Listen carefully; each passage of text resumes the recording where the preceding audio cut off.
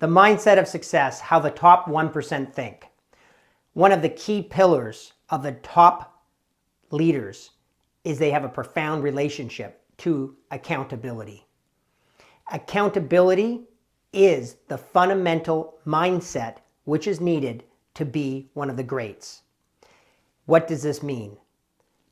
It means that you take on the view that you are 100% accountable for everything. I'll say that again. It means you take on the view that you are 100% accountable for everything as a leader. If you get this one mindset shift, it will alter your leading forever.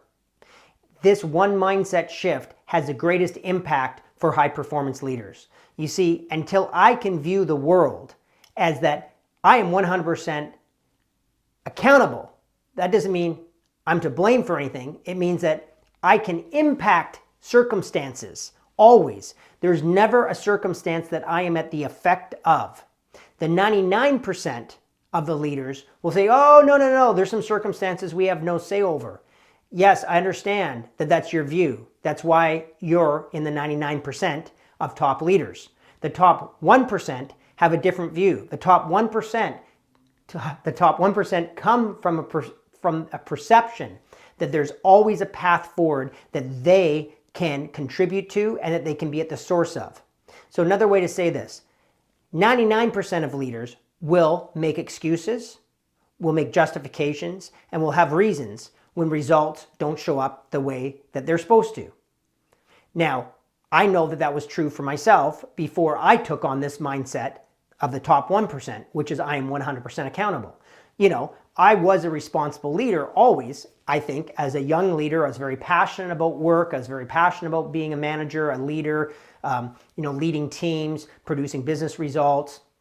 And you could count on me for things. And I was definitely a high performer. And if you ask me, am I accountable? Am I responsible? I say, sure I am. And I would say like that. I'd say, but, there's only so much I can do. So some people have to do their part too, don't you know? So if you kept talking to me, that would be some version of what I would say. Like, I do my part. See, that's not 100% accountability. As soon as you hear yourself saying, I can do my part, but then there's all the other people, you're now in the 99%. If you want to be in the 1%, you got to make the shift from, there's the other people. They got to do something too. Two, I don't worry about the other people. It doesn't mean I don't worry about them. I care about them. I'm attentive to them.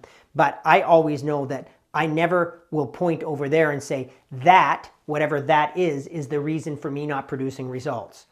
So this is the shift, and it's very hard to get because it's elusive, and we as human beings don't want to take 100% responsibility. We don't want to take 100% accountability because it absolutely closes the back door on any excuses or justifications that I have in life for anything not working, including my leadership, including my team, including my business.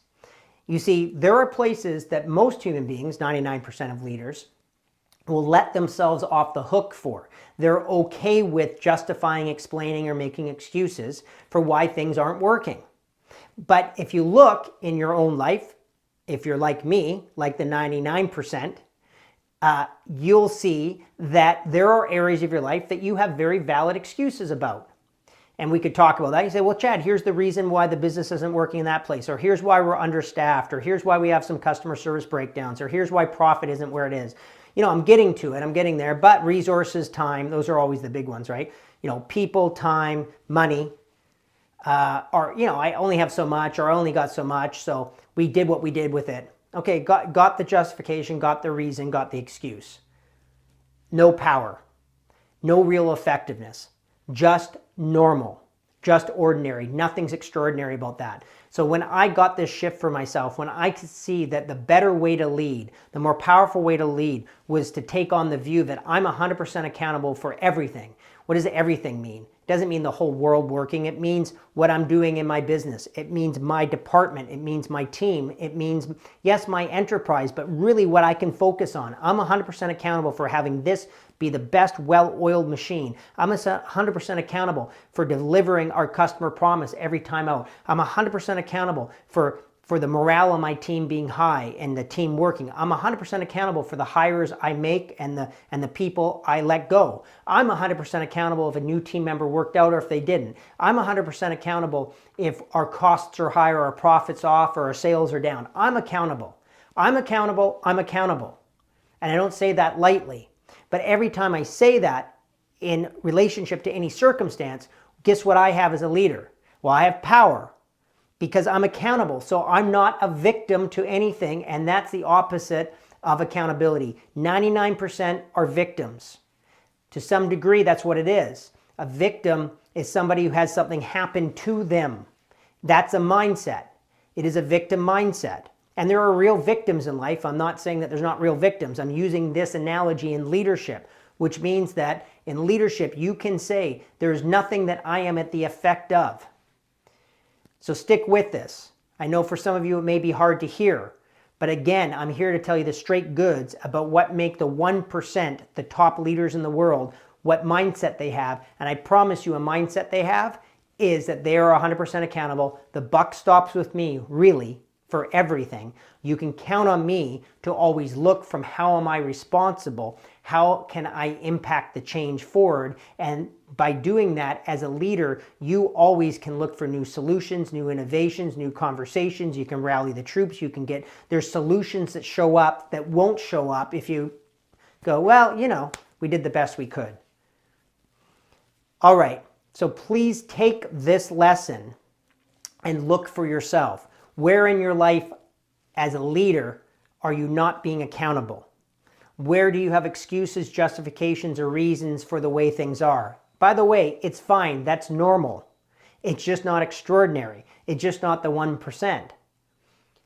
So it's not like you'll never make excuses or justifications anymore. But after this conversation, my hope and my desire for you is that you'll hear yourself make an excuse and a justification. You'll hear those words come out that maybe you've said before, but they'll start to now taste a bit off in your mouth. You'll start to say, well, I don't think I'm going to go there anymore.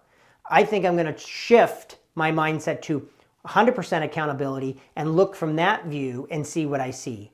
How can I impact change from there? How can I be a difference maker from there? What new solutions do I see from there? Don't go to the excuse, go to 100% accountability and see what you discover. So your access is look for where you're not being 100% accountable and then notice it and then see if you can shift your mindset to I'm 100% accountable and then discover for yourself what shows up from that view.